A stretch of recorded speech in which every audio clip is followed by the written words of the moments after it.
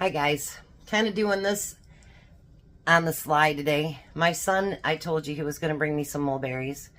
He did, but not till later last night. So I didn't get a chance to make it this weekend. And well, it's almost 1 o'clock and I start dinner at 4. So let's see what we can get done here. All right, so I've looked at several of the recipes because I've never even eaten mulberries, I don't think. So it says the best thing to do, I thought he'd only bring over like maybe 3 cups. It ended up being 5 cups. So what we want to do is put these in our little, I don't know what they call them, blenders, food processor, or whatever you want to call it. And we want to blend it out.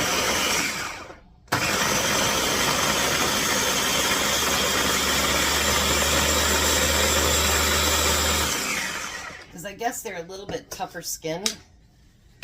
So I'm going to blend mine down and put it in my pan. I already got some down the side of my pan. Such a messy cookie and canner. I'm just telling you. He goes, make sure you do a video on it, Mom. It'll bring people to your channel. Okay.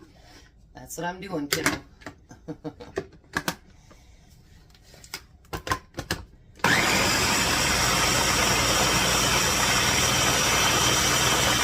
They smell good.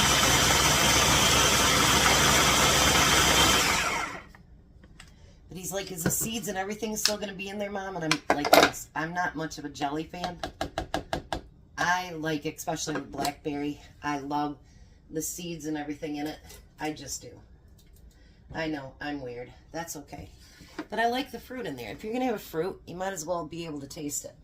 So I'm going to use my steam canner today. But in the meantime, I'm going to start to heat this up, and then I'm going to put my steam canner on low because I'm going to have to cook that for quite a while so that my steam canner can get my jars nice and hot. So on what I thought I would need, now I need more. So we're going to do this without pectin, and it's just going to be the berries and the sugar. And I know people are going to complain that's a lot of sugar, but believe me, the jelly and jams you buy at the store are just as bad. So now, because I had 5 cups of berries, I'm going to use 5 cups of sugar. Now you can use a lower sugar pectin. I've never used it, but you can. There's 3, 4, and 5. And if you notice, they're not real heavy 5. They're not really heavy cups. So, because the sugar is what's going to help to thicken that jelly, that jam up. I don't need to fill my...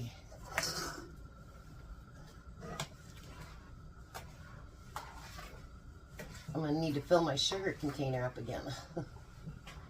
You know, when you can and you bake and do all that, it's surprising how much sugar and flour and all that other stuff that you really go through. Like, I never used to thinking about stocking it up. But honestly, when you cook, it really does take a lot of that stuff to use to do up everything. So now I'm going to bring that up to a boil, and then I'll come back. It's a little bit longer process when you don't use pectin, but your fruits have so much natural pectin in them, you really don't need to use it. It just takes more sugar. But honestly, when you use pectin, it's not that much less sugar either. So if I can avoid pectin, I do. Now this is also going to use lemon juice, but you don't put that in until towards the end, because I don't know if it reacts against it and then it doesn't thicken up. I'm not sure exactly what it does, but you don't use it till the end. I don't know the reasoning for everything, but I know what the protocol is and what you're not supposed to do, and so I don't do that. So we always try to keep it safe. So my jars are going to be heating. We're going to get this up to a boil, and look at that, you guys. Isn't that pretty? I think it's beautiful. Honestly, I think it's going to be very, very thick, too. So we'll see. So I will be back. All right, so now we've gotten it to a boil. And what we need to do now is we just need to bring it down to a simmer. And what we're going to do now is we're going to stir it for the next 20 minutes or so. And it could take longer till it literally cooks down, till it makes it so that, like how right now, let me show you. See how it just goes off that spoon? We don't want it to do that. We want it to be where it'll go slowly like that. And so that we know that it will set. So we're going to let that cook down for how many ever minutes that's going to take. On some of the recipes it says 20 minutes, some say 35. I don't know. That's why I think I got a late start. So we will get this cooked down and see how it turns out. It looks like it's very seedy, but I think that'll be all right. I mean, that's how they are, so I don't think you can pick every seed out or anything. Well, I guess you could if you wanted to strain it, but then it would be jelly, not jam. All right, so honestly, it's about 40 minutes that it's been cooking down. It's not as thick as I'd like it, but it has really, really cooked down. I'll show it to you guys. It's really cooked down a lot because you can see where it started up here and down here, and it will thicken a little bit when it gets processed too. So now we're going to add 4 tablespoons of lemon juice.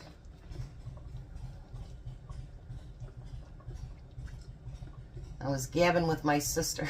We were waiting, and we have these lottery dream houses, and she sent me one today, and it's right in the town that I want to be in. And it's so funny because it was a house I really liked when I was a little girl, and it's for sale. But it's also $359,000. But I'd take it in a heartbeat. Really, really pretty. Alrighty. So now, let me get a couple of jars off of here. My jars are nice and hot.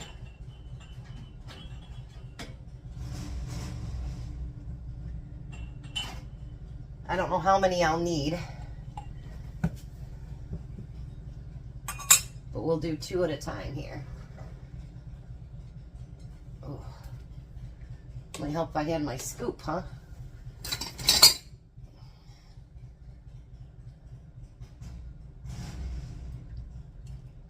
Oh, this is going to be beautiful. And I did take a taste test of it, and it's really good. And you can bring that right up to the 1/4 inch head space. Hot mama.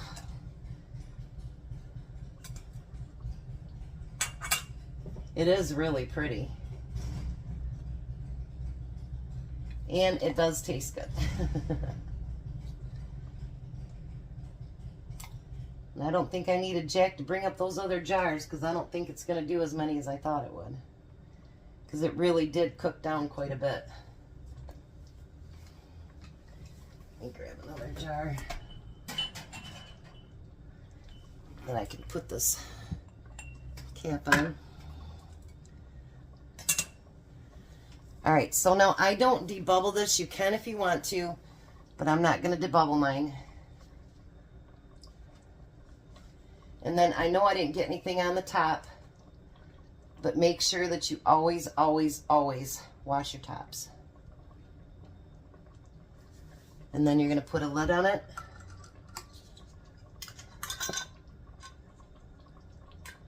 It's funny because I just had Tom take all these jars downstairs and put the rings away yesterday. And here I am using them today. And you only want them fingertip tight. It's hot. All right, let me get these filled. We'll see how many we get. So I got quite a bit. I got 5 3/4 jars of the jam. And that one that's only about 3/4 of the way full, I'll tell them to use them first. So I'm going to show you how to do the steam canner here first. And then I want to tell you something.